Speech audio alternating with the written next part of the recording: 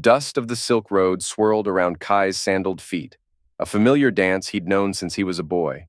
The air, thick with the scent of spices, cinnamon from Ceylon, cloves from the Moluccas, and the sharp tang of ginger from closer to home, hummed with the energy of the market. It was 1500 AD, the year of the dragon in the Chinese calendar, a year whispered to hold great change, though Kai, at 16, felt only the familiar rhythm of his life in the bustling trading city of Kashgar, a jewel on the western edge of the Taklamakan Desert. He navigated the throng with practiced ease, his lean frame weaving between laden camels, their bells jingling a discordant melody, and merchants hawking their wares in a cacophony of languages, Eiger, Persian, Mandarin, and even the occasional smattering of Tibetan. Kai, fluent in several, understood enough to haggle for the best price on the dried apricots his mother had sent him for.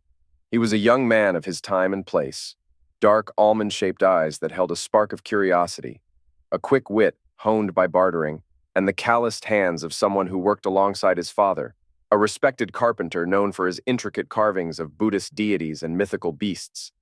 He paused before a stall overflowing with bolts of silk, their colors shimmering like captured rainbows. He ran his fingers over a length of deep indigo, imagining it draped over the shoulders of his older sister, May.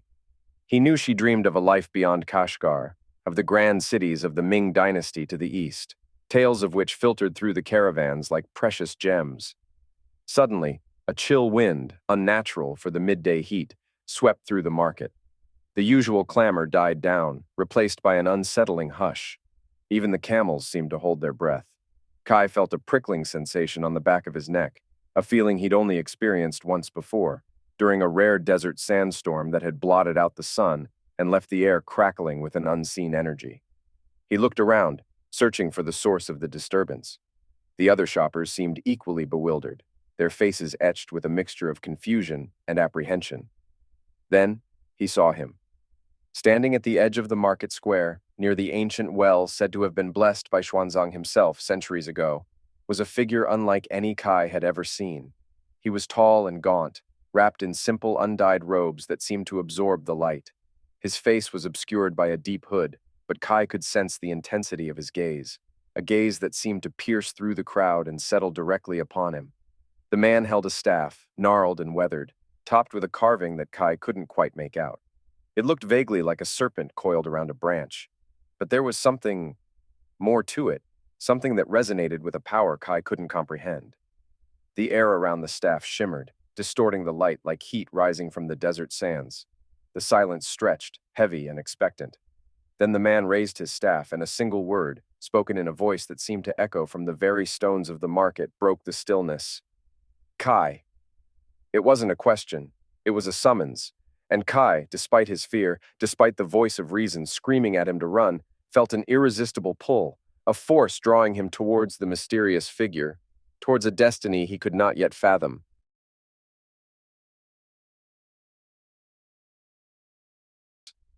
The man lowered his staff slightly, the shimmering distortion around it lessening, but the intensity of his gaze remained fixed on Kai. Kai, he repeated, his voice softer now, yet still carrying an undeniable weight. You have been chosen. Kai swallowed, his mouth suddenly dry.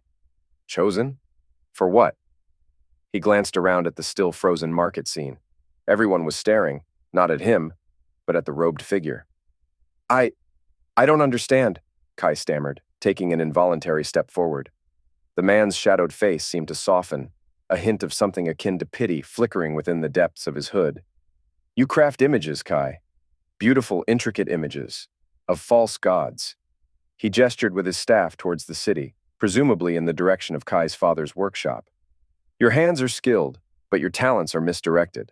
The one God, the true God, has a different path for you. The prophet's words struck Kai like a physical blow. He loved his work, the feel of the wood beneath his fingers, the satisfaction of bringing a creature of myth or a serene Buddha to life. But he also knew the stories, the whispers of a single, all-powerful God that existed beyond the multitude of deities worshipped in Kashgar. A God that some, like this stranger, seemed to know intimately. The Lord has seen your heart, the prophet continued. He sees the potential for greatness within you, a potential that is wasted on these trinkets. He made a dismissive gesture with his staff. He desires you to rule, to lead his people. But to do so, you must forsake these false idols and dedicate yourself to his service. Leave your father's workshop, Kai. Come with me and learn the ways of the true God. Only then will you receive his blessings and fulfill your destiny as king. Kai was reeling. King? Him? He was a carpenter's son, a boy who haggled for apricots in the market. The idea was ludicrous, terrifying, and yet a strange thrill coursed through him. The prophet's words resonated with a deep, unacknowledged yearning within him, a desire for something more than the life he knew. Before Kai could formulate a response, a raucous laugh shattered the tense silence. A group of 4 men, clearly drunk and boisterous, stumbled into the square. They were known thugs, enforcers for a local merchant who held a grudge against Kai's father. One of them, a burly man with a scarred face, leered at a young woman selling fruit nearby, while another grabbed at the wares of a terrified spice merchant. "Well, well," the scarred man slurred, his eyes landing on the prophet. "What have we here? An old man playing holy man? Get out of our way before we—" He never finished his sentence.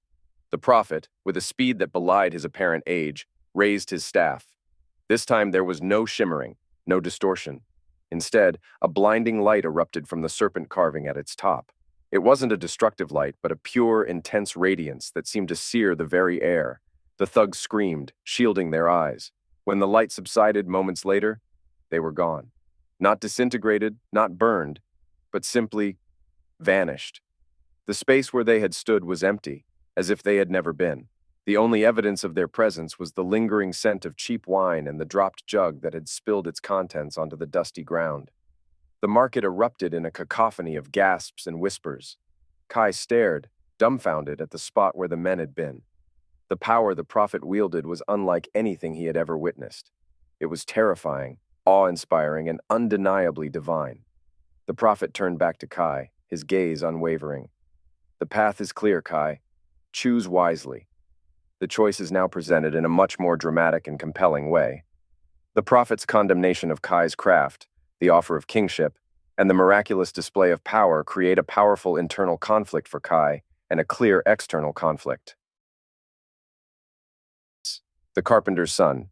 No more days turned into weeks, and weeks into months. Kai did not return to his father's workshop, nor to his family home.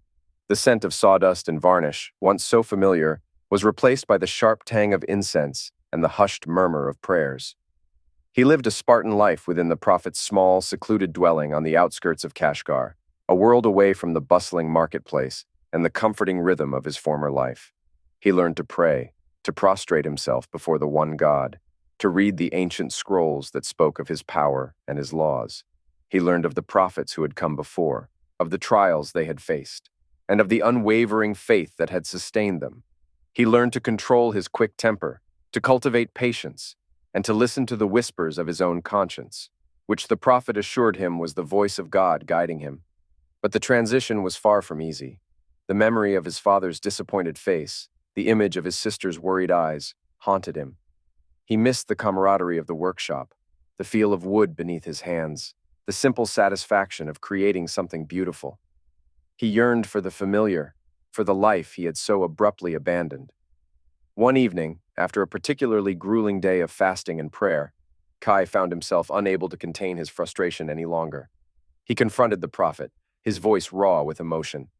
"I don't understand," he exclaimed, pacing the small, candlelit room. "I have given up everything, my family, my work, my life. And for what?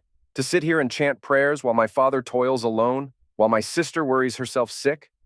The prophet, who had been sitting in quiet contemplation, looked up at Kai with an expression of serene understanding. "Patience, Kai. The path to righteousness is not always easy. It requires sacrifice, dedication, and unwavering faith."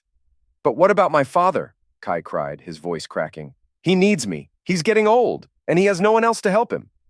"Your father has chosen his path," the prophet said calmly. "You have chosen yours. You cannot walk both." "But it's not fair!" Kai shouted, his fists clenched. "I didn't ask for this. I didn't ask to be king. I just wanted to be a carpenter." The prophet rose to his feet, his tall frame casting a long shadow on the wall. "You were chosen, Kai, not for what you wanted, but for what you are meant to be. Do not question the will of God. Their argument escalated, fueled by Kai's pent-up frustration and the prophet's unwavering conviction. It ended with Kai storming out of the dwelling, his heart heavy with anger and resentment. The price of disobedience. He wandered the streets of Kashgar, lost and confused. He found himself drawn to the familiar sounds of his father's workshop, the rhythmic tap-tap-tap of hammer against chisel. He hesitated outside, peering through the open doorway. His father was there, his back bent with age and weariness, working on a large piece of wood. He looked older, more frail than Kai remembered. A wave of guilt washed over him. Before Kai could decide whether to enter, a group of men burst into the workshop. It was the same merchant who employed the thugs the prophet had vanished, his face contorted with rage. "Where is he?" the merchant roared, grabbing Kai's father by the arm. "Where is that charlatan who calls himself a prophet?" Kai's father, despite his age, stood his ground. "I don't know what you're talking about," he said, his voice firm. "Don't lie to me, old man," the merchant shouted. "He took my men! He cursed my business! I want him, and I want him now!" The argument escalated quickly. Kai, watching from the shadows, felt a surge of fear and helplessness. He knew he should intervene, but he was paralyzed by indecision.